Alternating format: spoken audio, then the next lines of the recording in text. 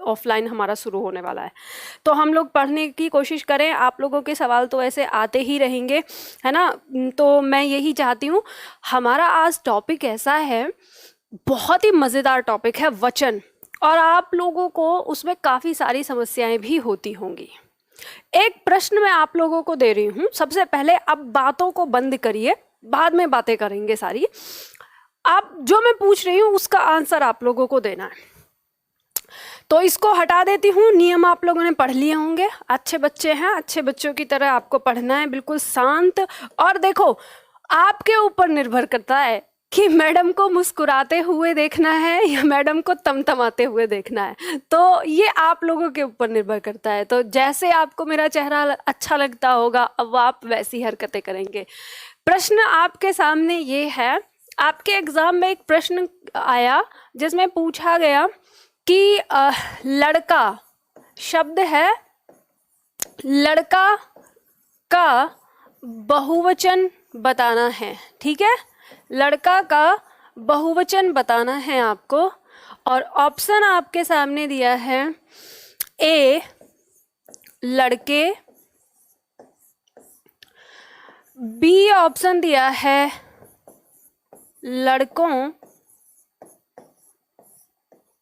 C option दिया है A and B, और डी ऑप्शन आपका दिया है कोई नहीं।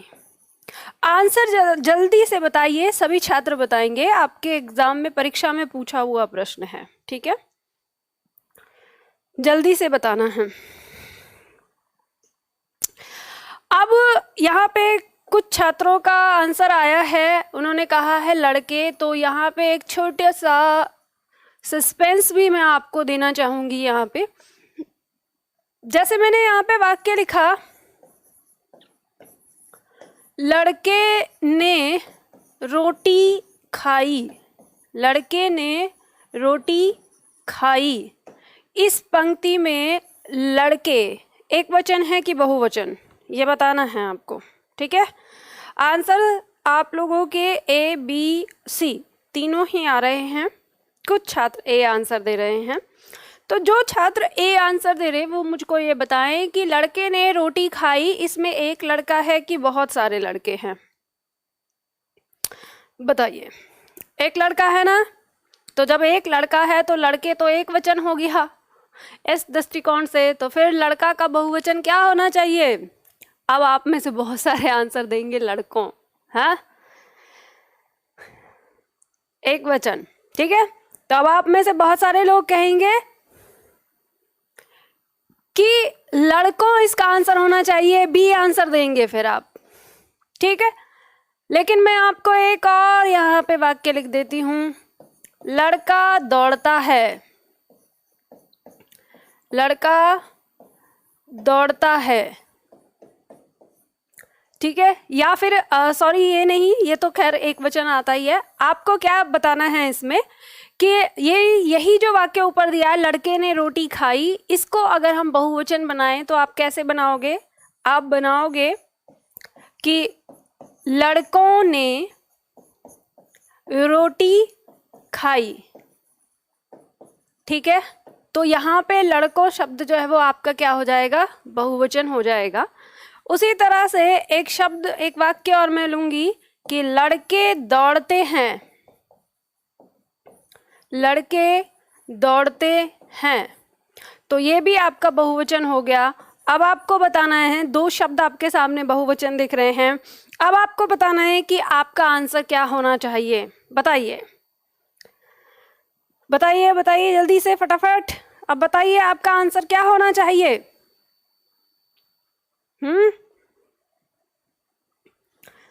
जल्दी से बताना है। सी। अब आंसर बता रहे हैं सी। पक्का?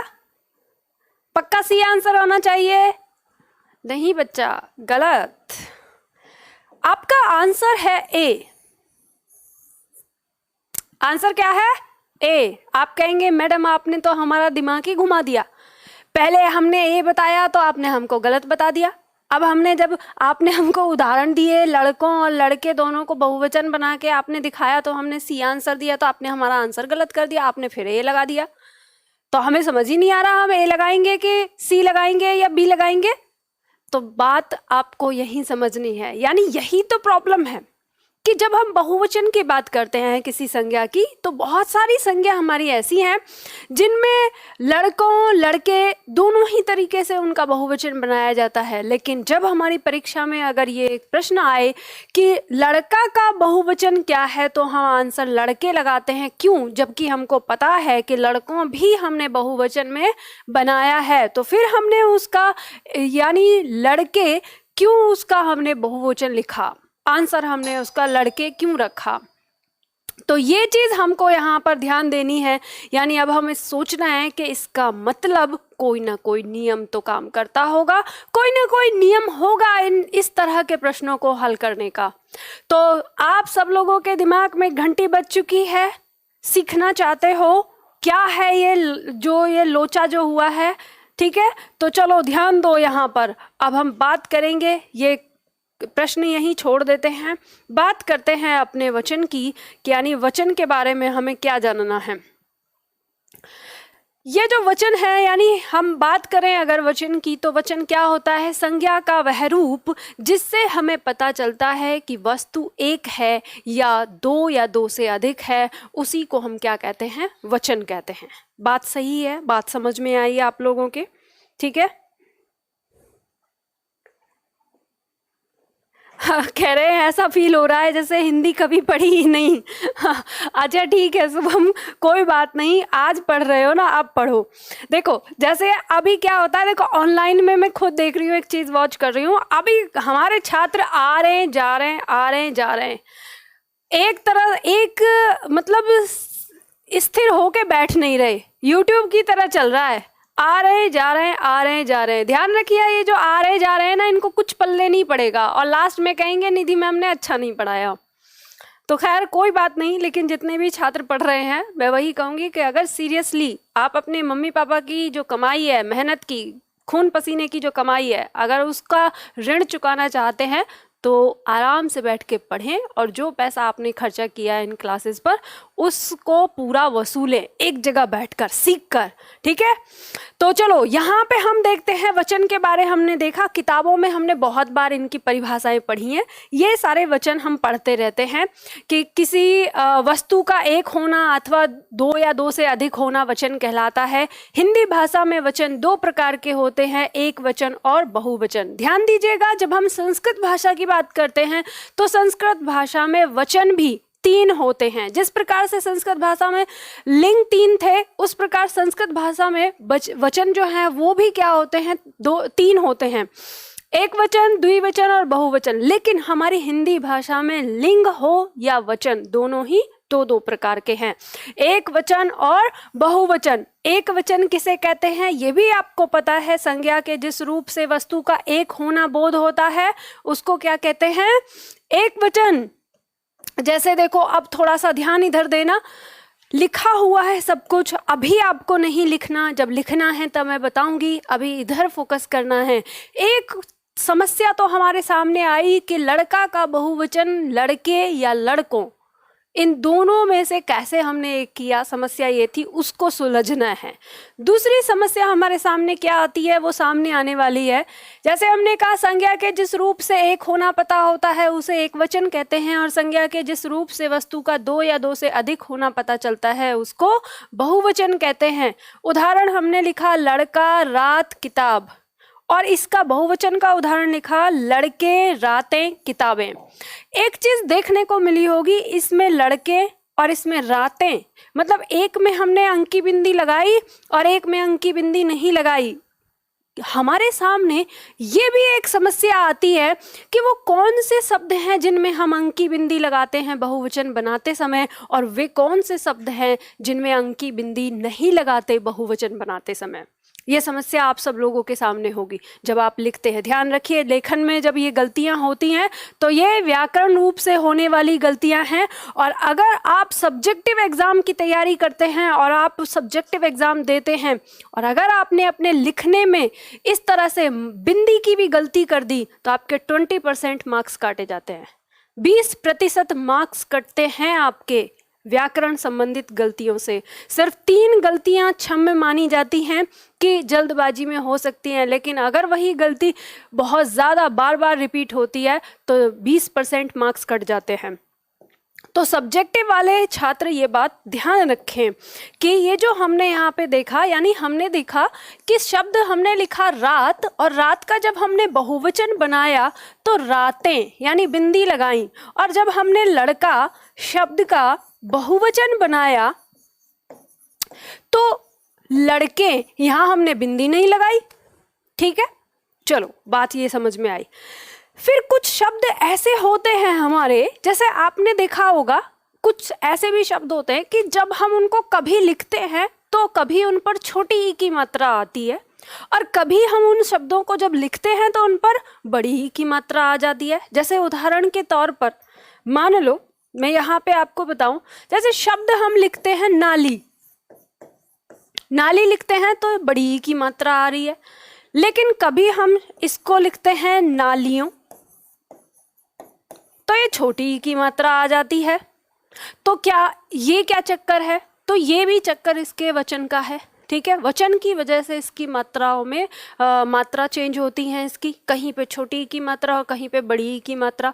तो अब सवाल उठता है कि वो कौन सी जगह होती है जहाँ पर छोटी ई की मात्रा लगेगी, और वो कौन सी जगह होती है जहाँ पर बड़ी ई की मात्रा लगेगी, और ये किस प्रकार के शब्दों में होता है, क्या ये सभी शब्दों में होता है? तो आज की क्लास में यानी वचन की क्लास में आप कई सारे ऐसे बारीकी मुद्दों को सीखने वाले हैं जो आज तक आपने किताबों में कहीं स्पष्ट रूप से पढ़े नहीं थे, लेकिन उनमें आपको समस्याएं बहुत ज़्यादा थीं। तो देखो, ये बात समझ में आ गई, यानी हम कई सारे पॉइंट सीखने वाले हैं, और इतना मज़ेदार कि मैं पता ये चाहूँगी कि आप लोग ना मुझे, जब भी मैं आप लोगों से कमेंट की बात करूँ तो आप कोशिश करिएगा कि आज मुझे आप कमेंट करें जब मैं बोलूँ आपसे, है ना? तो ध्यान रखिएगा। तो चलो शुरुआत करते हैं। तो बात करेंगे यहाँ पर हम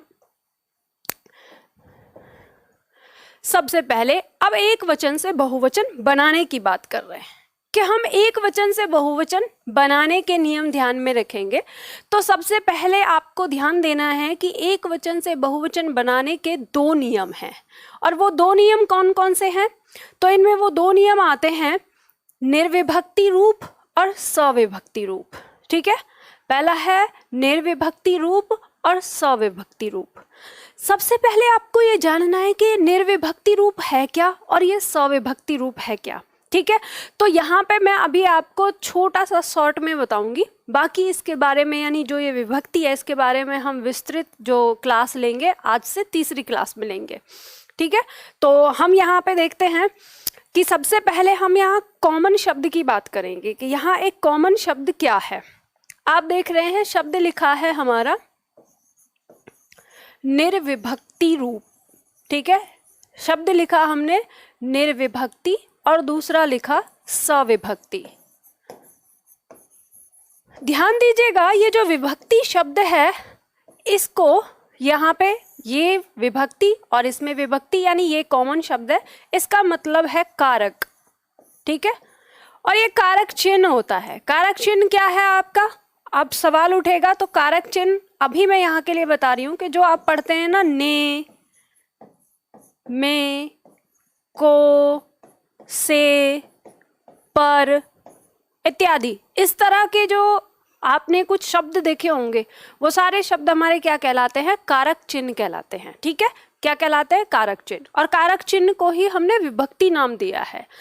कुछ लोग कारक चिन्ह ना कह के उसे क्या कहते हैं? विभक्ति कहते हैं। तो अब आपको समझना है निर माने नहीं, निर माने नहीं और स माने सहित। तो हमें समझ में आ गया, निर्विभक्ति रूप संज्ञा का वह रूप जिसमें कारक चिन्ह नहीं लगा होगा। ठीक है, उसको क्या कहेंगे? निर्विभक्ति रूप। और जिसमें विभक्ति स मतलब सहित, तो वो क्या होगा? संज्ञा के साथ जब कभी कोई कारक चिन्ह लगा होगा। ठीक है, तो चलो एक एक लाइन लिख लो। यहाँ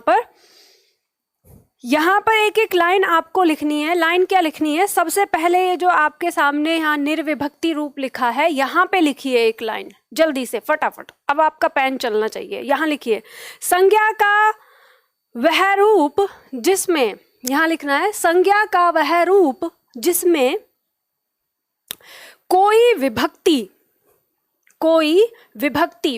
के आगे कारक चिन्ह लिख लेना याद रखने के लिए, कारक चिन्ह, और कारक चिन्ह के बाद ऐसे लिख लेना ने, को, में, पर आदि, ठीक है, इस तरह से याद रखने के लिए। ब्रैकेट बंद कर दीजिए।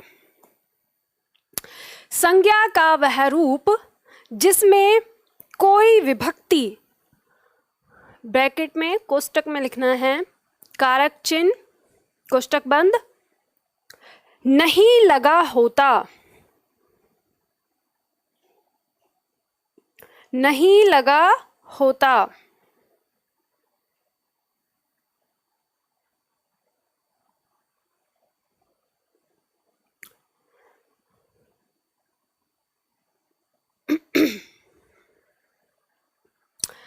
देखो, जिन छात्रों को क्लास में प्रॉब्लम हो रही है वो एक बार आपको जो 2 नंबर दिए हुए हैं, अगर 7-2 वाला नहीं लग रहा है तो 9-5 वाला नंबर आप लगा लें, वो नंबर लग जाएगा, ठीक है, अगर उसमें दिक्कत आ रही है तो।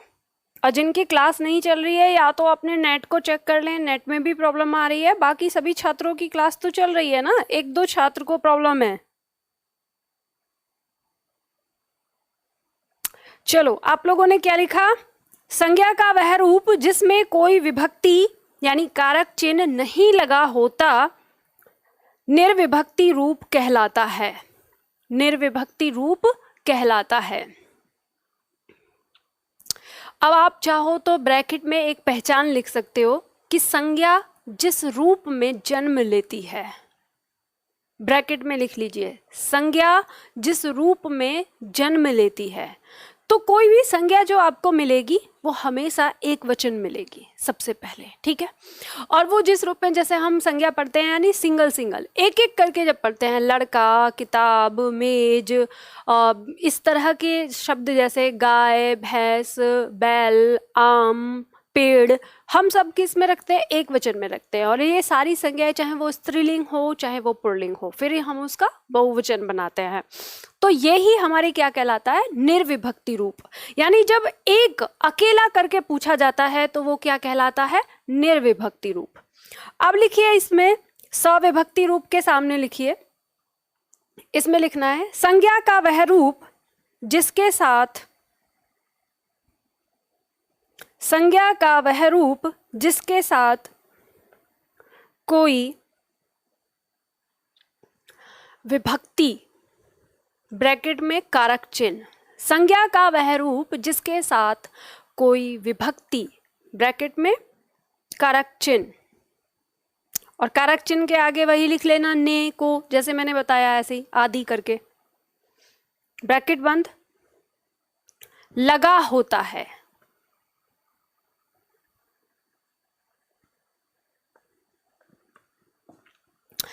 एग्जाम्पल भी लिखेंगे, अभी पहले परिभाषा लिखो, दोनों का लिखवाऊंगी, आप परेशान मत हो। बिना एग्जाम्पल के आप कैसे समझोगे? हैं, बिना एग्जाम्पल के आप नहीं समझोगे। एग्जाम्पल मैं खुद लिखूंगी, पहले आप परिभाषा लिख लो, ठीक। तो हमने दूसरा सविभक्ति रूप में क्या लिखा? संज्ञा का वह रूप जिसके साथ कोई विभक्ति यानी कारक चिन्ह लगा होता है सविभक्ति रूप कहलाता है, सविभक्ति रूप कहलाता है। अब इनके नीचे जैसे लिख लो, निर्विभक्ति के आगे जैसे आपको लिखना है, जैसे लिख लो लड़का, रात, गाय आदि। यानी जब हम सिंगल सिंगल ऐसे ही किसी शब्द को लिख रहे हैं, और सविभक्ति में जैसे करके लिखो, सविभक्ति में कैसे लिखना है? जैसे हमने कहा लड़के ने, लड़के ने, ठीक है, या रात में, जैसे हम लिखते हैं रात में, जैसे हम लिखते हैं मान लो गाय को आदि। तो ये इनके साथ जो हमने कारक चिन्ह लगाए हैं, यही हमारे क्या होंगे? सविभक्ति रूप कहलाएगा, ठीक है। अभी दिमाग में आपके ये सवाल आ रहा होगा कि हाँ तो लड़का था, यहाँ लड़के कैसे हो गया एकदम से। अब आपके दिमाग में सवाल पहले से ही है, परेशान होने की ज़रूरत नहीं है, ये सब बताएंगे हम। क्लास ख़त्म होते होते हमें सब समझ में आ जाएगा, ठीक है। तो परेशान मत होना कि इसमें कैसे परिवर्तन आया, सब सीखेंगे, वही सीखने के लिए तो बैठे हैं। तो ये लिख लो, ठीक।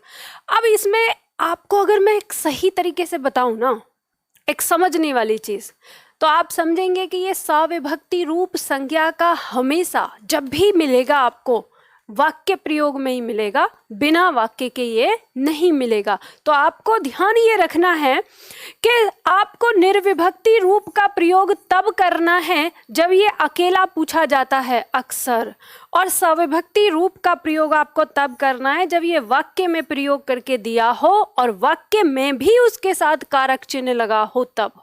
समझ गए? तो चलो इस बात को और विस्तार से समझेंगे जब हम पहले एक बार वचन लगाना सीख लें, वचन बनाना, उसके बाद आगे पढ़ेंगे। तो हमें ये वाली बात पता चली कि एक वचन से बहुवचन बनाने के लिए हम दो तरीके का प्रयोग करेंगे, एक निर्विभक्ति रूप, एक सविभक्ति रूप। तो सबसे पहले हम सीखेंगे निर्विभक्ति रूप, कि निर्विभक्ति रूप में कैसे हमारे वचन बनेंगे। तो चलिए शुरुआत करते हैं। सबसे पहला पॉइंट हमारा दिया है यहाँ पर, हम पढ़ रहे हैं निर्विभक्ति रूप में। और क्या पढ़ रहे हैं? Point number 1। पॉइंट नंबर 1 कह रहा है कि आकारांत पुल्लिंग संज्ञाओं में आ के स्थान पर ए लगाकर बहुवचन बनाते हैं। सबसे पहले तो ये क्या कह रहा है वो तो बाद की बात है। सबसे पहले ये जानते हैं कि ये एकारांत आकारांत क्या होगा। हमारे बहुत सारे छात्र आज हमारे साथ पहली बार जुड़े हैं, और कई सारे छात्र जो हमारे कल जुड़े थे उनको भी नहीं पता है एकारांत आकारांत क्या होता है, ठीक है।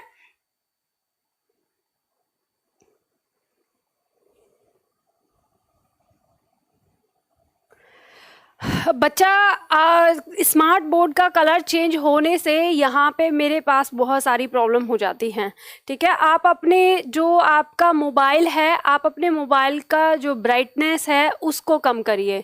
आप मेरे बोर्ड के लिए बोल रहे हैं, आप अपने मोबाइल की ब्राइटनेस ना बिल्कुल कम कर लीजिए और आई प्रोटेक्टर यूज़ कर लीजिए, उसे ऑन कर लीजिए।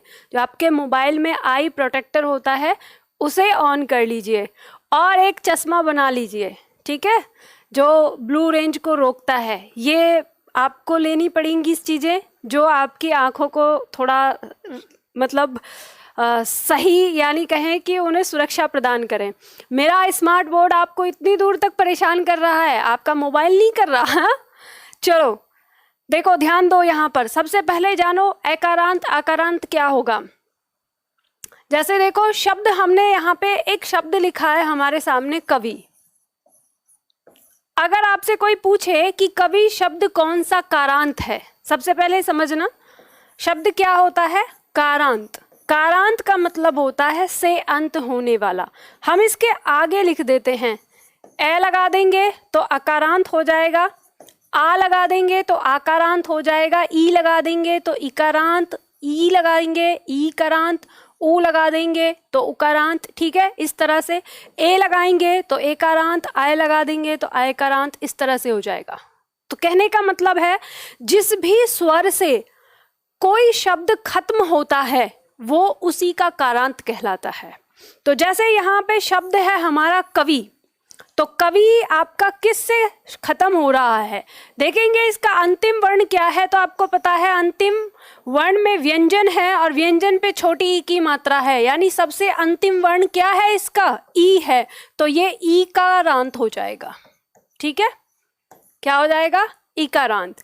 ऐसे ही हमने जैसे मान लो शब्द है घोड़ा, घोड़ा शब्द है। अब देखेंगे ये कौन सा कारांत है, तो हम देखेंगे अंतिम में आपको पता है व्यंजन क्या है ये, और इसका स्वर क्या है, आ। तो ये आ है, तो ये हमारा क्या हो जाएगा, आकारांत। क्या हो जाएगा, आकारांत। अब ये बताइए आप में से जितने भी छात्र हैं सबको समझ में आ गया कि आकारांत इकारांत क्या होगा। अगर किसी की समझ में नहीं आया है तो यहीं बता दें, क्योंकि सारा खेल जो है वो एकारांत इकारांत या उकारांत का ही है। जैसे मान लो एक दो शब्द और बताती हूँ। जैसे मान लो शब्द लिखा है राजू। अब आपसे अगर कोई पूछे इसका कौन सा कारांत है, तो आप देखेंगे कि अंतिम वर्ण क्या है, अंतिम वर्ण है ज और इसकी मात्रा क्या है उ, बड़े ऊ की, तो ये क्या कहलाएगा, उकारांत कहलाएगा। समझ में आया, समझ में आया ना ये चीज, ठीक है। तो ये बात आपको ध्यान रखनी है यहाँ पे, जिस स्वर से उसका अंत होगा उसी का वो कारांत कहलाएगा। बात समझ में आ गई। चलो अब बात करते हैं हम प्रश्न की, यानी हमारे नियम की। तो हमारे नियम ने क्या कहा कि आकारांत पुल्लिंग संज्ञाओं में आ के स्थान पर ए लगाकर उसका बहुवचन बनाते हैं। समझो क्या कहना चाह रहा है। सबसे पहले इसने बात कही है, पहले तो क्या होना चाहिए, आकारांत। क्या होना चाहिए, आकारांत। और क्या होना चाहिए, वो पुल्लिंग होना चाहिए, ठीक है। तो जब भी आप किसी भी शब्द को एक वचन से बहुवचन बनाएंगे तो उसकी इस शर्त पर ध्यान देंगे कि सबसे पहले तो वो क्या होना चाहिए, आकारांत, और क्या होना चाहिए, पुल्लिंग होना चाहिए। तो ऐसी संज्ञा का जब हम एक वचन से बहुवचन बनाएंगे तो हम क्या करेंगे कि उसका जो अंतिम आ है इसको हटा देंगे और इसके स्थान पर ए लगाकर उसका बहुवचन बना देंगे। समझ गए। उदाहरण के तौर पर देख लेते हैं। जैसे मान लो शब्द दिया है लड़का, शब्द दिया है लड़का, देखो ध्यान से समझो, शब्द दिया है लड़का। अब आपसे पहले पूछा जाएगा कि लड़का कौन सा कारांत है, तो आप बताएंगे कि लड़का क्या है, आकारांत है। यानी आपने इसको देख लिया, ये क व्यंजन और इसका ये स्वर आ, ठीक है। तो लड़का कौन सा है, आकारांत है। तो और संज्ञा क्या है, पुल्लिंग है। तो अब ये कैसे बनेगा, तो इसका नियम ये है कि ये अ हट जाएगा और इसमें ए जुड़ जाएगा, ठीक है। तो अब आपको ये पता है कि जब ये आ हट जाएगा और ए जुड़ेगा तो ये ए ही तो इस क को पूरा करेगा। तो जब हम इसका बहुवचन बनाएंगे तो क्या हो जाएगा, क जो है इस पे ए की मात्रा आ जाएगी और शब्द क्या हो जाएगा, लड़के। बात समझ में आ गई, ठीक है। तो लड़का से इसका बहुवचन क्या बन गया, लड़के। तो ये बात समझ में आई ना। यहाँ पे एक प्रश्न आया है कि इकारांत होता है या इकारांत। बच्चा देखो ध्यान रखना, इकारांत भी होता है और इकारांत भी होता है।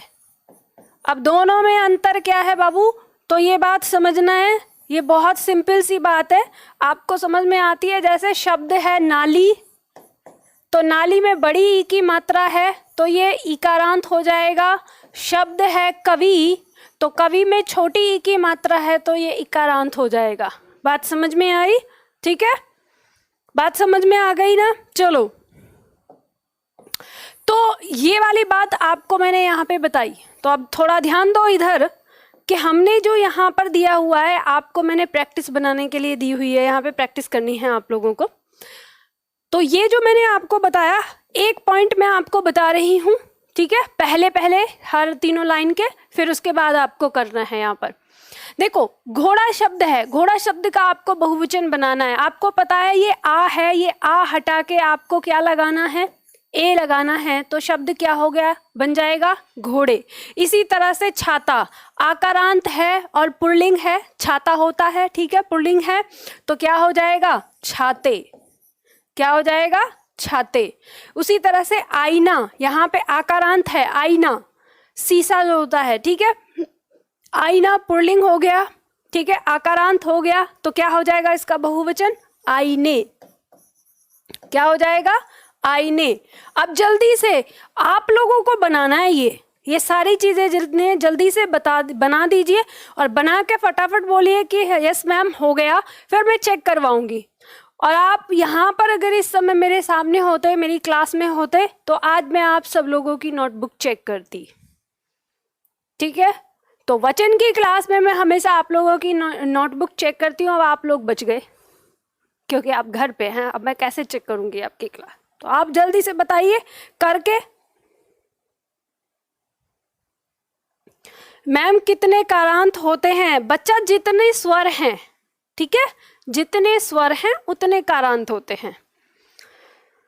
कहने का मतलब ये है, हम अंतिम स्वर निकालते हैं, वही कारांत कहलाता है। ठीक, ये इतना बड़ा सोच का मुद्दा नहीं है जितना बड़ा आप सोच रहे हो इसमें, है ना। समझ लीजिए फटाफट और करिए। हो गया ना? चलो एक बार मैं बता देती हूँ, चेक कर लीजिए फटाफट से कैसे कैसे लिखना है। जैसे शब्द है गधा तो क्या बनेगा? गधे। ठीक है। शब्द है लड़का, बन जाएगा लड़के। शब्द है पहिया, देखो इस पे ध्यान दीजिए, अक्सर इस पे हमारे छात्र ना गलती कर देते हैं। ये ऐसे लिखा है ना पहिया, तो य पे से आ हटाकर ए लगाना है, पहिया। ठीक है, इस तरह से शब्द हो गया कपड़े। ठीक है, ऐसे बन जाएगा। रास्ता तो रास्ते हो जाएगा। बच्चा है तो बच्चे हो जाएगा। ठीक है। तारा है तो तारे हो जाएगा, आसमान वाले तारे। कमरा है तो कमरे हो जाएगा। और एक बात ध्यान रखना, जब आप कर रहे हो तो ये भी ध्यान रखना कि आकारांत है या नहीं, और उसके साथ ये भी याद रखना, आपको ध्यान रखना है कि लिंग कौन सा है, स्त्रीलिंग है कि पुल्लिंग। ठीक है, तो सारे उसी हिसाब से दिए हैं। जैसे शब्द है देखो भैंसा, तो ये भैंसा शब्द दिया है तो भैंसे हो जाएगा, भैंसे। ठीक है। बकरा तो बकरे। ठीक है। ऐसे ही बछड़ा तो बछड़े।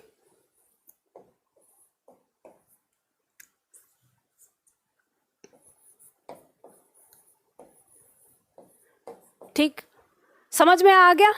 चलो पहला नियम हमें आ गया समझ में, बहुत सुंदर, आप सभी लोगों ने कर लिया होगा। सबका सही है ना? भैंसा का बताना, भैंसा का मैंने बता दिया, देखो भैंसे होगा, यही ध्यान रखना। अब यहाँ पे एक दिमाग में ना ये आता है, आप शब्द लिखते हो भैंस, तो भैंस का बहुवचन क्या होगा? तो ध्यान रखना वो स्त्रीलिंग है। अभी हम पुल्लिंग की बात कर रहे हैं, तो जब स्त्रीलिंग वाली संज्ञाओं की बात करेंगे तो उस समय आप इसको करना, तब आपको अपने आप समझ में आ जाएगा। आपको तो सिर्फ नियम से चलना है। ध्यान रखिए, वचन में एक भी पॉइंट इधर उधर नहीं है और कोई अपवाद भी नहीं है। जैसा नियम ने कह दिया वैसे ही चलना है।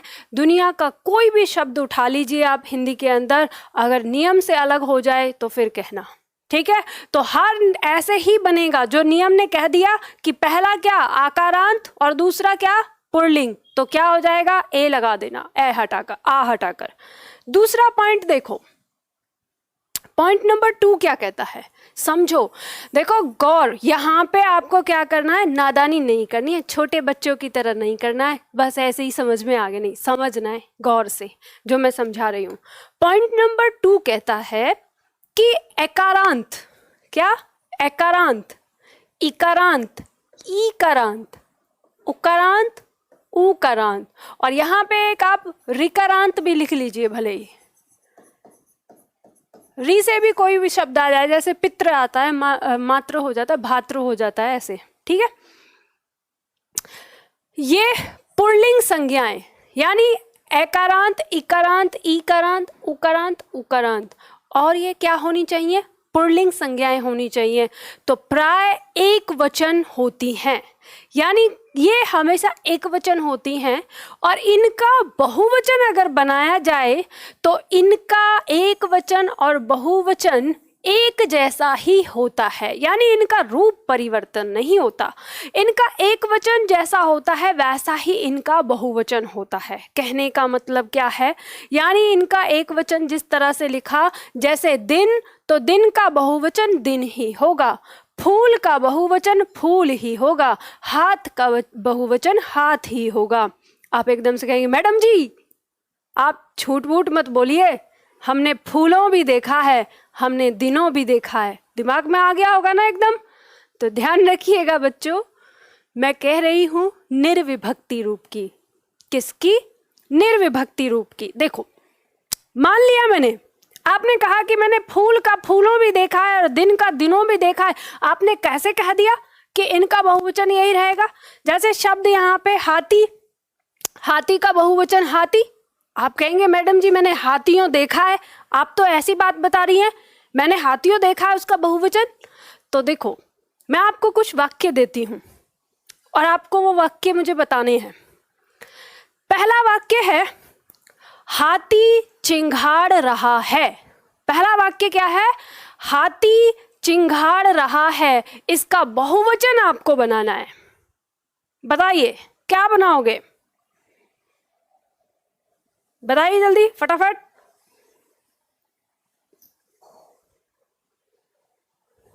जल्दी बताइए। हाथी चिंघाड़ रहा है, इसका बहुवचन क्या होगा? हाथी चिंघाड़ रहे हैं। क्या होगा?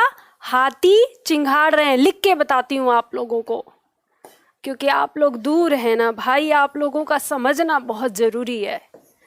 शब्द है हाथी चिंघाड़ रहा है। इसका हम जब बहुवचन बनाते हैं तो हम लिखते हैं कि हाथी चिंघाड़ रहे हैं।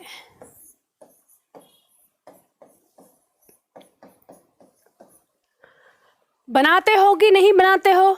बनाते हो ना, तो बात समझ में आई आपको? तो आपको समझ में आया अगर मैं कहूँ कि ये हाथी क्या, तो आप कहेंगे एक वचन। ये हाथी क्या, एक वचन। और मैं कहूँगी ये हाथी क्या, तो आप कहेंगे बहुवचन। अब मुझे बताइए, ये हाथी और ये हाथी, इन दोनों में अंतर है क्या? एक वचन और बहुवचन दोनों एक जैसे हुआ कि नहीं?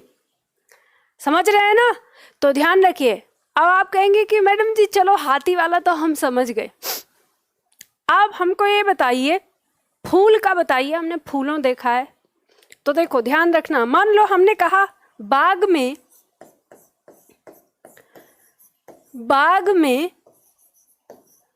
फूल खिला है। बाग में फूल खिला है, इसका बहुवचन बनाइए जरा। तो क्या लिखेंगे? बाग में फूल खिले हैं। खिले हैं। अब बताइए, ये फूल एक वचन, ये फूल बहुवचन, दोनों में कोई अंतर है क्या? दोनों की शक्ल में नहीं ना? आप पहचान रहे हैं ना? बात समझ में आ रही है ना?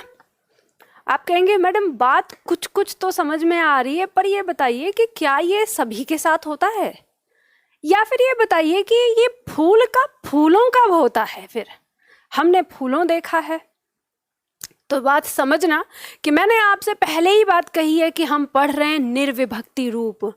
ये फूलों कब होता है? जब ये सविभक्ति रूप में होते हैं। यानी अगर हम इस बहुवचन शब्द के साथ, ये जो बहुवचन है ना, इस बहुवचन शब्द के साथ यहाँ कोई कारक चिन्ह लगा देंगे तो ये फूल का फूलों हो जाएगा। ठीक है? कब होता है? कारक चिन्ह पर। तो अभी तो हम पढ़ रहे हैं निर्विभक्ति रूप। ये बात याद रखना, ये जितने भी वचन के नियम है ना, वचन में कभी भी शब्दों को मत पढ़ना, शब्दों को मत रटना। वचन में आपको केवल और केवल नियम को दिमाग में रखना है। दुनिया का कोई भी शब्द आप उसमें फिट कर देना, बिल्कुल सही आंसर आएगा। समझ रहे हैं ना? तो वचन का ये बात ध्यान रखिएगा। चिंघाड़ रहेगा क्या? ये चिंघाड़ रहेगा क्या मतलब है भैया? ऐसे क्या आप पूछ रहे हो? पूरे आधा अधूरा पूछते हो, फिर समझ में नहीं आता मुझे। ठीक है, तो ये बात समझ में आई, तो मैंने आपको ऐसे ये बताया यहाँ पर। तो आपको अब क्या, अब आप अपने नियम पर ध्यान दीजिए। ठीक है, और इसमें फिट करिएगा। अब आपका काम यही है, आपका काम यही है कि हमने जो बात कही, आप कहेंगे मैडम जी रुको, एक किसी के दिमाग में खुजली आ रही है कि ये बताइए, आपने कहा है एकारांत, ईकारांत, ईकारांत, उकारांत, उकारांत बताया। एकारांत अगर हो गया तो उसका क्या करेंगे? या ओकारांत हो गया तो उसका क्या करेंगे? ये दिमाग में भी आ रहा होगा। तो ध्यान रखिएगा मेरे बच्चा कि एकारांत से लेकर उकारांत यानी ऋकारांत तक ही आपके एक वचन में होते हैं। ये ए ओ तो ये बहुवचन में होते ही हैं। तो इन जो बहुवचन हो गया तो आप उसको बहुवचन बनाएंगे ही नहीं। ठीक है, तो ये बात ध्यान रखिएगा, इसलिए हम यहाँ पर इतना ही लेते हैं। अब आपने यहाँ पे देखा दिन का दिन, फूल का फूल, हाथ का हाथ, शिक्षक का शिक्षक, हाथी का हाथी, भाई का भाई। ठीक है, गुरु का गुरु, साधु का साधु, भालू का भालू। जैसे हमने कहा भालू दौड़ रहा है या भालू दौड़ रहा था, तो हम इसका अगर बहुवचन बनाएंगे तो भालू दौड़ रहे थे। तो भालू भालू रहेगा। समझ रहे हैं ना? तो ये बात समझ में आई। तो इसमें आपको शब्दों को नहीं देखना कि शब्द रटे हम ना, शब्द नहीं रटना है, आपको दिमाग में रखना है बस ये नियम, जो नियम यहाँ पे बताया गया है कि ये होना चाहिए। और ये क्या है? पुल्लिंग संज्ञाएं। हम स्त्रीलिंग की बात नहीं कर रहे, हम पुल्लिंग की बात कर रहे हैं। याद रखना, मैं एक चीज पर इतना बार बार फोकस इसलिए कर रही हूँ ताकि आप मुझसे फिर दोबारा ना डाउट ना पूछें, इसलिए बता रही हूँ बार बार कि एक आधे अगर किसी के दिमाग में कहीं डाउट घुस रहा है तो यहीं सीख जाए।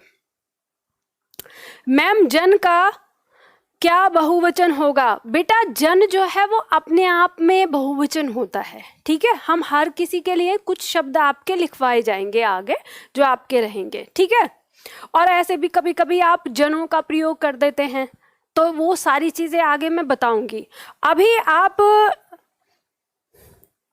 यहाँ पे आप देखो, ये कौन है भैया? गंगा सिंह तो ना कबूतर के पीछे ही लगते हैं। मुझे लगता है तुम कबूतर पालते दिखो।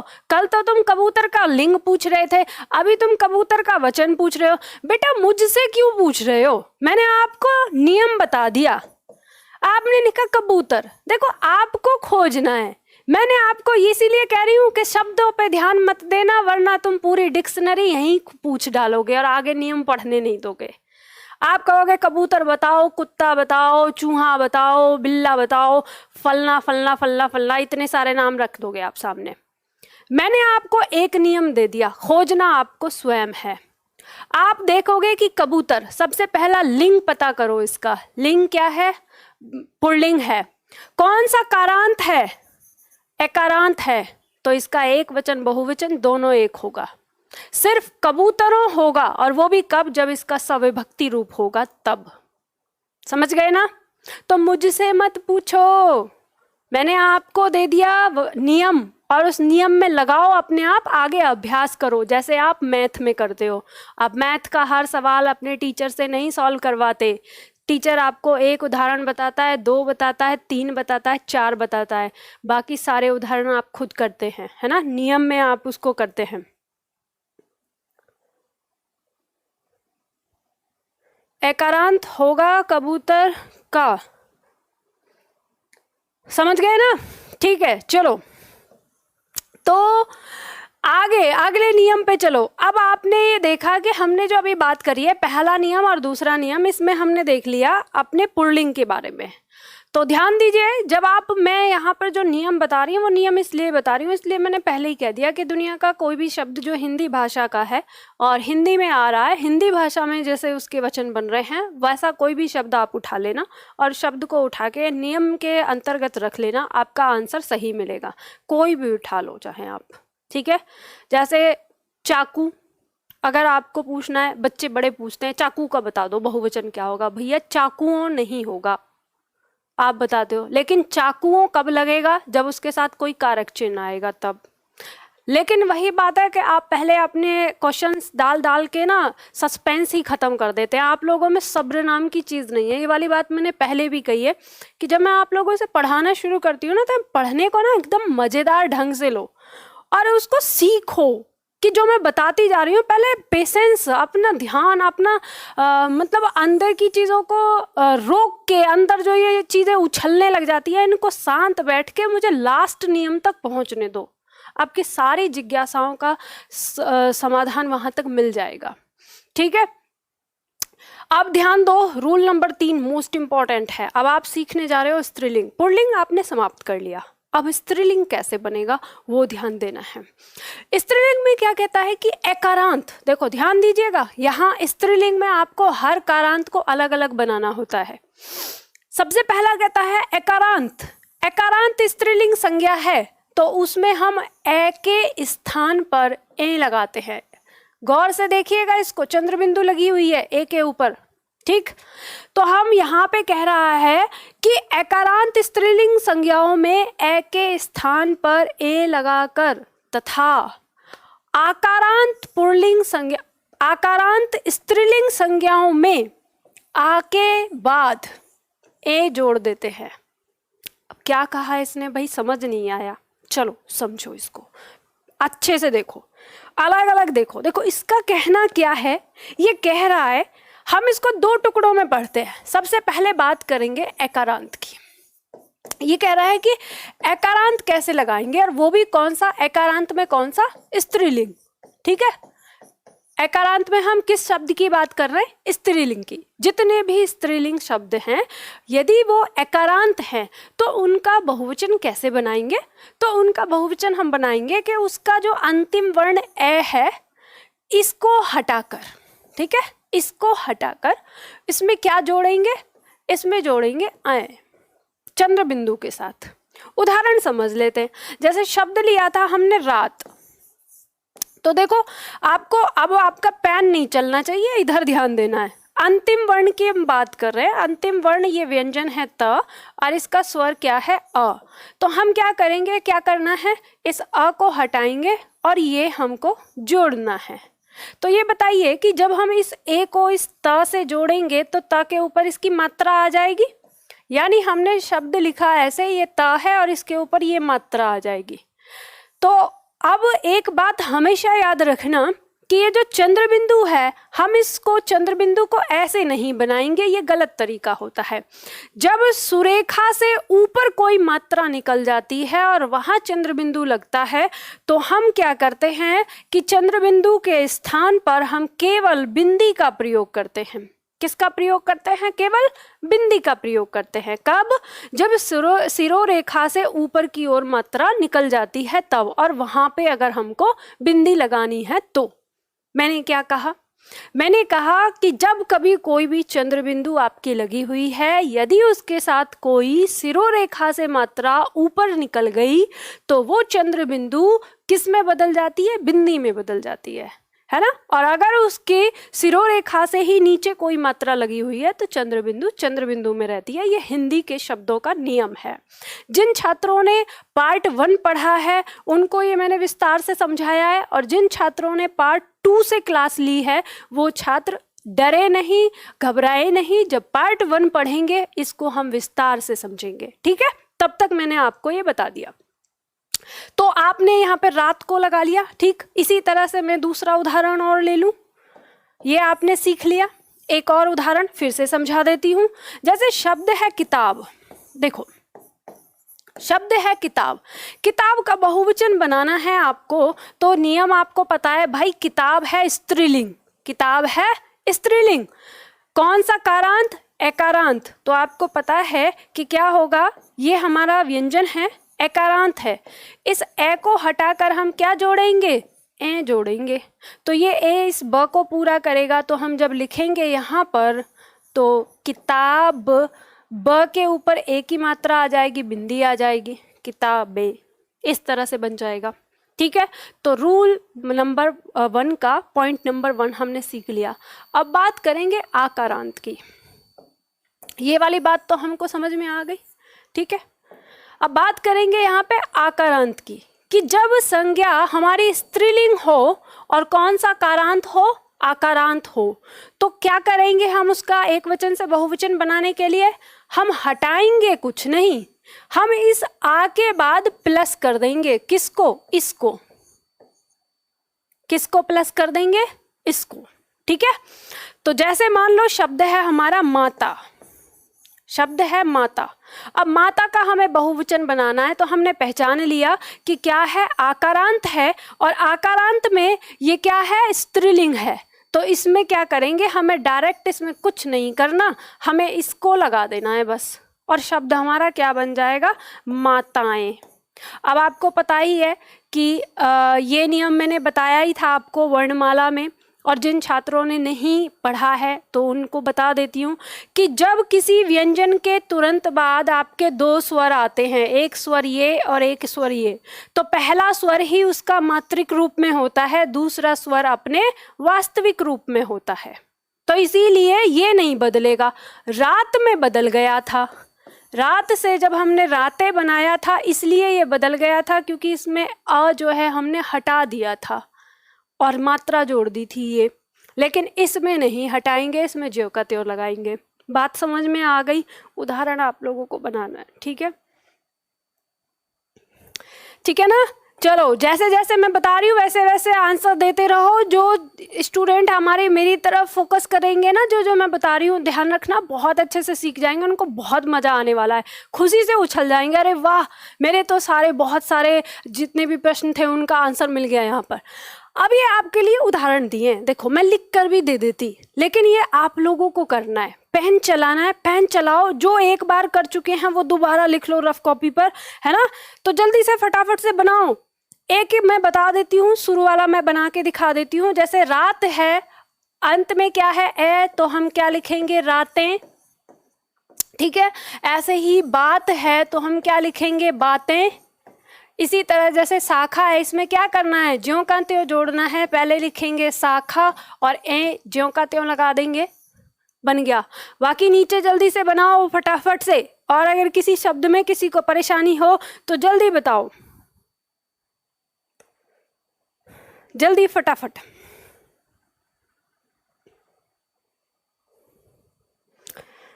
जल्दी कर लिया, और जल्दी करके मुझे फटाफट बता दो कि हाँ मैडम जी हो गया।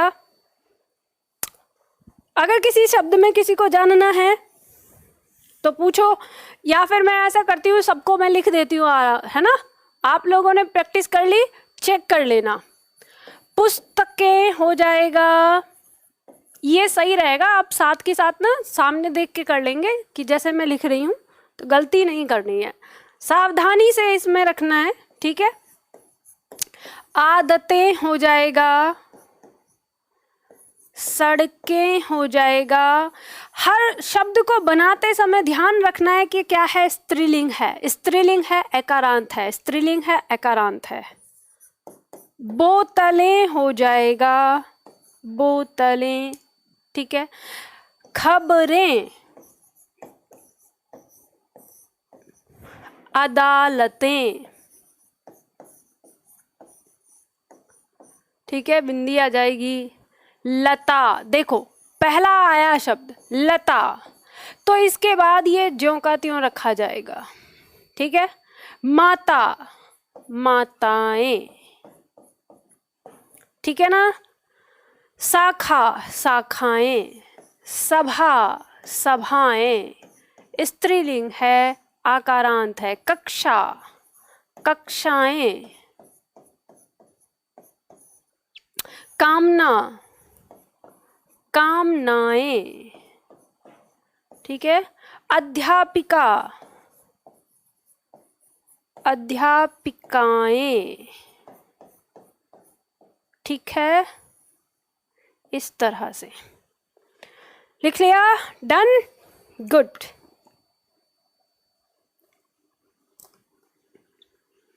हो गया।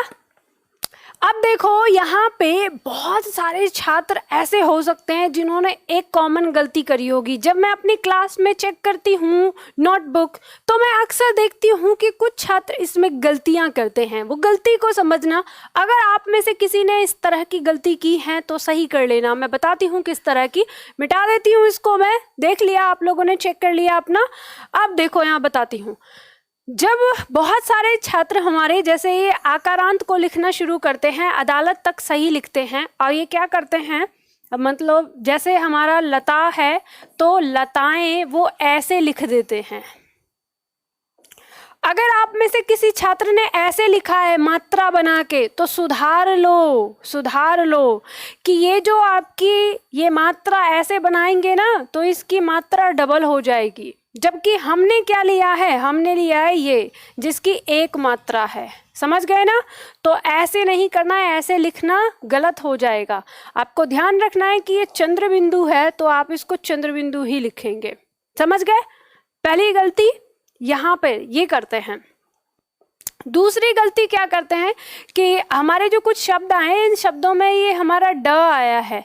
हिंदी के शब्द हैं, इनके नीचे बिंदी लगानी होती है, नीचे वो बिंदी नहीं लगाते छात्र। तो जो छात्र अपने लेखन में इस तरह की गलती कर रहे हैं, बिंदी नहीं लगा रहे, तो वो ध्यान रखें, लिखते समय ये आपको लिखना है, याद रखना है, इस चीज़ को बिंदी लगानी है। तीसरा पॉइंट, और जो छात्र गलती करते हैं जो मुझे चेकिंग के दौरान मिलता है देखने को, वो ये कि जैसे मान लो शब्द लिख दिया, मान लो माता लिखा है, जैसे माता ऐसे लिखा, माताएं बना दिया, बस ऐसे कर दिया।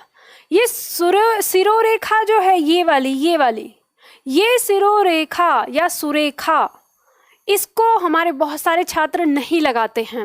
और आपने देखा होगा बहुत सारे छात्र नहीं लगाते, और मैंने यहाँ तक देखा है कि बहुत सारे टीचर नहीं लगाते।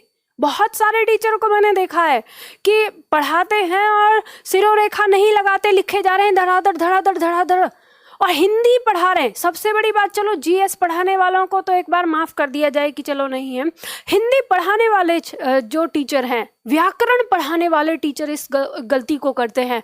तो आप लोग ध्यान रखिए, ये बात ध्यान रखिएगा कि सिरोरेखा या सुरेखा दो नाम है इसके। ये हमारी हिंदी भाषा का सबसे बड़ा मतलब कहें कि महत्वपूर्ण पॉइंट है हमारे व्याकरण के लिए। ये व्याकरण में त्रुटि के रूप में देखा जाता है, ठीक है। तो ये आप लोगों को लिखते समय गलतियां नहीं करनी है। तो बाकी सारे लोगों को हो गया ना, कोई दिक्कत तो नहीं।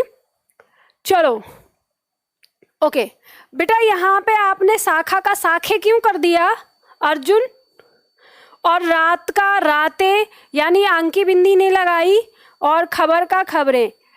टाइपिंग के दौरान आपसे गलती हुई है या आपने जानबूझ के किया है?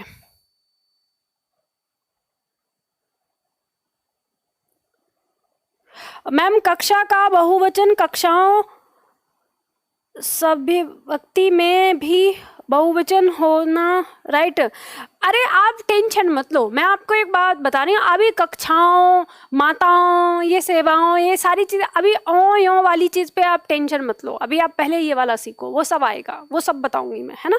अब परेशान मत हो, सारी चीज़ें अभी बहुत सारी चीज़ें आपको सीखनी है बच्चा। अभी एक पॉइंट नहीं है, एक एक करके चल रहे हैं हम, ठीक है। चलो ये ए वाला समझ में आ गया ना, ए और आकारांत। चलो अब ई की ओर बढ़ते हैं। अभी दिमाग में जितने भी सवाल आ रहे हैं सबको दबा के रखो। जब मैं लास्ट में बोलूंगी ना कि आपको कोई डाउट है, उस समय पूछ लेना, ठीक। पहले समझो। नंबर 4 पॉइंट में देखिए क्या कह रहा है। नंबर 4 पॉइंट कि इकारांत स्त्रीलिंग संज्ञा, क्या कहा हमने, इकारांत स्त्रीलिंग संज्ञा में या लगाकर तथा ईकारांत स्त्रीलिंग संज्ञा में बड़ी ई को छोटी ई में बदलकर या लगाते हैं। मिल गया वो पॉइंट जो हमको बताता है कि कहाँ पर बड़ी ई की मात्रा लगाएंगे और कहाँ पर छोटी ई की मात्रा लगाएंगे किसी एक शब्द में। जैसे किसी एक शब्द में कोई एक शब्द होता है, देखते हैं इस शब्द में कभी तो छोटी ई की मात्रा लग जाता है, कभी बड़ी ई की मात्रा लग जाता है। तो कब लगता है, कैसे लगता है, वो पॉइंट है यहाँ पे। समझो क्या कहा है इसने, इस बात को समझो, एक एक करके समझते हैं। यानी पॉइंट नंबर 2 जो हमारा है, उसने कहा है कि यदि इकारांत है, इकारांत मतलब छोटी ई, अगर छोटी ई आई है तो उसमें हम क्या करेंगे कि केवल क्या लगा देंगे। अच्छा, इसमें इकारांत के साथ साथ आप ये भी समझो कि ये स्त्रीलिंग भी संज्ञा है, ठीक है। क्या है ये? स्त्रीलिंग। ये वाला मोस्ट पॉइंट होता है इंपॉर्टेंट। इकारांत है, स्त्रीलिंग संज्ञा है, तो हम क्या करेंगे इसमें कि ये हमारा जो इकारांत आया है इसके बाद हम या ज्यों का त्यों लगाएंगे, जैसे आएगा वैसे के वैसे। शब्द उदाहरण देख लेते हैं। जैसे शब्द है रीति। ध्यान देना, अंतिम वर्ण की बात करते हैं हम, ना कि पहले वर्ण की। कई बार हमारे छात्र कहते हैं कि मैम रीति पे तो बड़ी की मात्रा आया है, तो हम पहले वाले वर्ण की बात नहीं करते, हम लास्ट वाले की करते हैं। ध्यान रखना, लास्ट वाले की। तो लास्ट वाले में हमको पता है ये त है और ये छोटी ई की मात्रा है, तो यहाँ क्या होगा, ये जो या है ये ऐसा का ऐसा ही जुड़ जाएगा इसके साथ, और शब्द हमारा क्या हो जाएगा, रीतियाँ। क्या हो जाएगा शब्द हमारा, रीतियाँ। तो जो छोटे ई की मात्रा लेके चलती हैं अपने साथ, वो हमारी क्या होती हैं, वो ऐसे के ऐसे जुड़ जाती है। लेकिन जो संज्ञाएं हमारी बड़ी ई की मात्रा के साथ होती हैं, अब उसको देखेंगे। यानी दूसरा पॉइंट कहता है कि अगर हमारी जो संज्ञा है ईकारांत हो, बड़ी वाली, ठीक है, बड़ी वाली हो और स्त्रीलिंग हो, तो उसका बहुवचन जब बनाएंगे तो क्या करेंगे, जो बड़ी ई आई है इस बड़ी ई को पहले हम बदलेंगे किसमें, छोटी ई में, और छोटी ई में बदलने के बाद इसको हम इसमें या जोड़ देंगे। जैसे हम उदाहरण ले लेते हैं, जैसे शब्द है हमारे पास नाली, ठीक है, नाली शब्द जो है वो स्त्रीलिंग शब्द है और इसमें बड़ी ई आई है लास्ट में। हमको पता है ये व्यंजन है और ये इसकी मात्रा यानी बड़ी ई आई है, तो हम क्या करेंगे, इस बड़ी ई को बदलेंगे किसमें, छोटी ई में, और इसके साथ क्या जोड़ देंगे, या जोड़ देंगे। तो कैसे बन जाएगा हमारा शब्द, हमारा शब्द बन जाएगा कि छोटी ई में बदल दिया हमने इसको और ये फिर लगा दिया, तो शब्द हो गया नालियाँ। तो नाली से नालियाँ, समझ में आ गया ना, आ गया समझ में। तो चलो इसका जो यहाँ पे एग्जाम्पल दिया है अब इसको करके देख लो, अभ्यास कर लो। अभ्यास करना बेहद जरूरी है आप लोगों को, अगर अभ्यास नहीं करोगे तो फिर गड़बड़ हो जाएगी, है ना। अपने हाथ से करिए, अपने हाथ से करिए, ठीक है। मैम लास्ट वाला दोबारा बता दो बेटा, आप पता नहीं कौन से वाले पॉइंट के लिए बोल रहे हो, जो भी पॉइंट आप बोल रहे हो उसको दोबारा देख लो, आप वीडियो को पीछे ले जाके ना देख लो उसमें। तो देखो आप जो बना रहे हो जल्दी से बनाओ फटाफट। क्या बनाया आपने, छड़ी का छड़ियाँ हो जाएगा, है ना। मैं भी बनाती हूँ आप लोगों के साथ साथ, हाँ समय बचेगा। तो देखो ध्यान दो, आप पहले अपने पास नीचे देख के बनाओ फिर बाद में चेक कर लेना। यहाँ पे छड़ी दिया है, छड़ी में आपकी बड़ी की मात्रा है तो हम इसको छोटी में बदलेंगे और लिख लेंगे छड़ियाँ, ठीक है। इस तरह से हो गया। ऐसे ही शब्द है गाड़ी है तो इसमें छोटी की में बदलेंगे, इसको गाड़ियाँ हो जाएगा, ठीक। ऐसे ही शब्द है रीतियाँ, तो इसमें भी ये तो छोटी की है, छोटी ही है तो इसको ज्यों का त्यों लिख देंगे यहाँ पर। शब्द है साड़ी, तो साड़ी बड़ी की मात्रा दी हुई है तो इसको हम किस में बदलेंगे, पहले छोटी में बदलेंगे और फिर लिखेंगे हम यहाँ पर, ठीक है।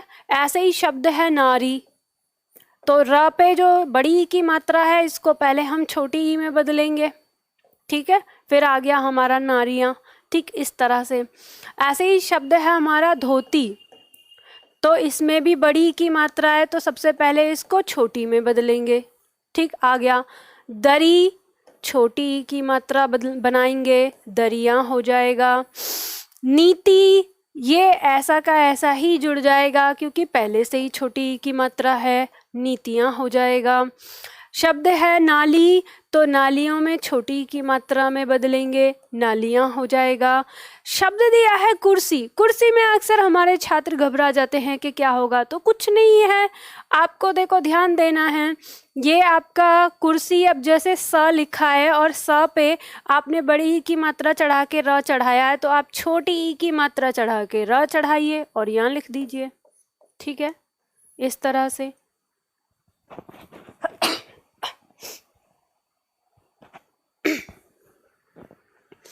ठीक है, तो इस तरह से समझ में आ गया।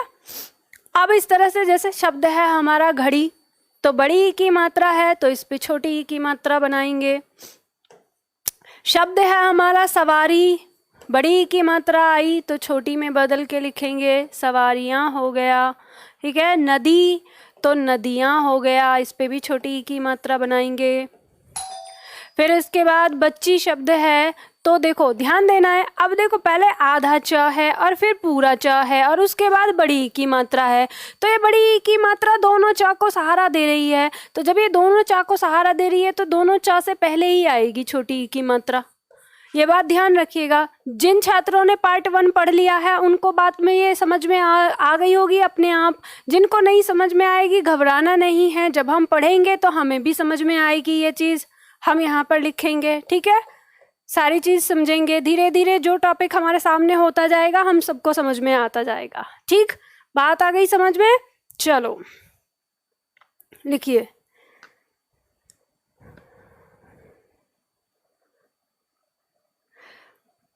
यहाँ पर क्या लिख रहे हैं, जैसे रजाई, कड़ाई, अच्छाई, बुराई, ये सभी ई का वास्तविक रूप है, मात्रा नहीं है, तो कैसे करेंगे। देखो ध्यान रखना, चलो मिटा दूँ इसको। आपको ध्यान देना है, जैसे मान लो शब्द आ गया रजाई, ऐसे लिखा है, तो आपको क्या करना है, आपको करना कुछ नहीं है, बड़ी ई को छोटी ई में बदलना है और या लिख देना है, बस कुछ नहीं है इसमें ऐसा। आपको घबराना नहीं है, चाहे मात्रिक रूप आए या वास्तविक रूप आए, आपको बस बड़े से छोटे में बदलना है, समझ गए ना, डरना नहीं है, ठीक। चलो मैम परीक्षा में सिरोरेखा नहीं लगाने से नंबर कटता है? बिल्कुल कटता है बच्चा, मैंने आपको पहले ही बताया है कि व्याकरण के व्याकरणिक रूप से अगर आपने एक भी गलती की तो भी आपके ना 20% मार्क्स काटे जाते हैं, और वो भी उसमें नहीं जिस प्रश्न में गलती मिली है, टोटल में पहली 3 गलतियां आपकी माफ की जाती हैं। यानी अगर एग्जामिनर की नज़र में आपके ग्रामर संबंधित, अब चाहे वो लेखन की हो, चाहे वो व्याकरण वाली हो, या किसी वर्ण के निर्माण करने में, वर्ण जैसे क्या होता है कि हम जब लिखते हैं कोई वर्ण हमारा, हमने लिखा कुछ और पढ़ने में कुछ और आ रहा है, तो अगर ऐसी चीज़ हमको लगी हमने गलत लिखा है, गलत तरीके से लिखा है उसको, तो ये सारी चीज़ें देखी जाती हैं। जैसे मान लो आपने, अगर आपको लिखना था वहाँ पर व और आपने लिख दिया वहाँ पर ब, तो ये भी व्याकरणिक गलती है आपकी और ये काउंट होगी। तो 3 काउंट करके, अगर 3 गलतियाँ ही आपके पूरे उसमें मिली तो फिर वो नहीं काटते, छोड़ देते हैं, और अगर 3 से ऊपर हो गई गलतियाँ आपकी तो फिर आपके टोटल अंक में से 20% काटा जाता है। ये एग्ज़ाम में लिखा हुआ होता है, दिशा निर्देश दिया होता है, जो सब्जेक्टिव का आपका फॉर्म आता है ये चीज़ फॉर्म में लिखी हुई होती है, ठीक है। तो आप ये बात ध्यान रखिए। चलो ये वचन का चैप्टर मेरे स्टेनो के लिए बहुत बहुत उपयोगी होगा। हाँ, ये उन सारी चीज़ों के लिए बहुत बढ़िया है, ये बात ध्यान रखिएगा, ये सबके लिए है, ये आपके लिए नहीं, और भी बहुत सारे छात्रों के लिए ये बहुत इम्पोर्टेंट है। और ख़ास करके जो आजकल अभी पेपर DSSB वाला आने वाला है ना, ध्यान रखिएगा, पार्ट 2 यानी संज्ञा से लेके वाक्य शुद्धिकरण तक के जितने भी टॉपिक हैं DSSB में, सीक्रेट बात बता रही हूँ, आप में से कोई छात्र अगर DSSB के एग्ज़ाम की तैयारी कर रहा है तो ये है सीक्रेट बात है कि उसमें जो आपके 20 क्वेश्चन आते हैं ना, वो कहीं और से नहीं आते। सिर्फ उस 20 क्वेश्चन में से लगभग आपके 6 या 7 जो प्रश्न हैं वो आते हैं शब्दावली से, और बाकी सारे प्रश्न आते हैं आपके इस पार्ट 2 से, यानी संज्ञा से लेके वाक्य तक। तो ये वाला पॉइंट अगर आपने बहुत अच्छे से क्लियर कर लिया तो आपके पूरे मार्क्स आ जाएंगे इसमें, ठीक है। चलो ये वाली बात आपको समझ में आ गई ना। अब बात करते हैं उकारांत की। देखो, जैसे आपने इकारांत के लिए किया ई को, वैसे ही उकारांत है। इसमें क्या है, आपको ध्यान देना है कि ये उकारांत स्त्रीलिंग संज्ञा में ए लगाकर, अब बस इतना याद रखना है आपको कि ई के साथ हमने या का प्रयोग किया था, ई के साथ हमने या का किया था, लेकिन जिस प्रकार से हमने ए के साथ ए का प्रयोग किया वैसे ही हम ऊ के साथ ए का प्रयोग करेंगे, यानी वही वाला। यानी ऊ अगर आ गया छोटा ऊ तो ऐसे ही लगा देंगे इसको, लेकिन अगर हमारा उकारांत आ गया यानी बड़ा ऊ आ गया, बड़ा ऊ, तो बड़े ऊ को हम सबसे पहले छोटे ऊ में बदलेंगे और फिर उसके बाद ये लगाएंगे। जैसे देखो उदाहरण में दिए हैं कुछ शब्द, जैसे शब्द है वस्तु, तो छोटा ऊ है तो ज्यों का त्यों लगा दिया वस्तुएं, ठीक है। अब जैसे शब्द हो गया बहु, तो शब्द हमने जो का, इसमें क्या किया हमने, बड़ी ऊ को, ये जो हमारा बड़ा ऊ है, बड़े ऊ को छोटे ऊ में बदला और फिर ऐसे लिख दिया शब्द बहुएं। ऐसे ही वधु, बड़ा ऊ आया है, बड़े ऊ को हमने छोटे ऊ में बदला और यहाँ पे लिख दिया ए, ठीक है, तो वधुएं हो गया। ऐसे ही गऊ, गऊ ये गाय के लिए आया है, तो बड़ा ऊ आया, देखो वास्तविक रूप में दिया हुआ है, हमने इसको छोटे में बदला और लिख दिया ऐसे ही, सिंपल एकदम से। समझ में आया? ठीक है, तो चलो ये वाली बात समझ में आ गई, बिल्कुल सेम टू सेम है, एकदम बढ़िया है। अब बात करेंगे पॉइंट नंबर 6 की। पॉइंट नंबर 6 क्या कहता है? पॉइंट नंबर 6 कहता है, अरे आपकी क्लास का काफ़ी टाइम हो गया है, बहुत ज़्यादा, अगली क्लास का टाइम होने वाला है। आज तो हमारी क्लास काफ़ी लंबी हो गई है ना। वचन की क्लास काफ़ी लंबी होती है, वचन की क्लास लगभग लेती है 3 घंटे का समय। किसी या अंत वाली स्त्रीलिंग संज्ञा में या के ऊपर केवल चंद्र बिंदु का प्रयोग करते हैं। देखो यहाँ पर ध्यान देना, यहाँ कहा है कि या से अंत होने वाली कोई भी स्त्रीलिंग संज्ञा। तो हम क्या करते हैं, सिर्फ उसके ऊपर चंद्र बिंदु का प्रयोग करते हैं, जैसे चिड़िया से चिड़िया, बुढ़िया से बुढ़िया, बिटिया से बिटिया, ठीक है, और चूहिया से चूहिया। तो यहाँ पर आप ध्यान दीजिए कि आप इसका अभ्यास कीजिएगा जो यहाँ पे शब्द दिया हुआ है। तो आज की क्लास में मैं आपको यही कराऊंगी, ठीक है। काफ़ी टाइम हो गया है और हमारी अगली क्लास शुरू होने में मात्र 5 से 6 सेकंड रह गया है, तो मैं थोड़ा सा पानी पी लूँगी। तो आप लोग आज, आप लोगों को क्या करना है, इसको समझना। अभी तक आपको समझ में आ गया होगा कि हम लोगों ने जो पढ़ा है वाकई में ही चीज़ें सारी बन रही हैं। अब आप शब्द खोजिए, दुनिया भर के तमाम शब्द लाइए और नियम में रखिए कि स्त्रीलिंग है कि पुल्लिंग और कौन सा कारांत है, और उसके बाद फिर उसका बना के देखिए। फिर कल की क्लास में मैं इसके आगे इसको समझाते हुए जो आपके डाउट होंगे वो डाउट लेते हुए फिर कल की क्लास हम करेंगे, ठीक है। तो चलो फिर आज के लिए हम इतना ही करते हैं, फिर मिलते हैं कल की क्लास में।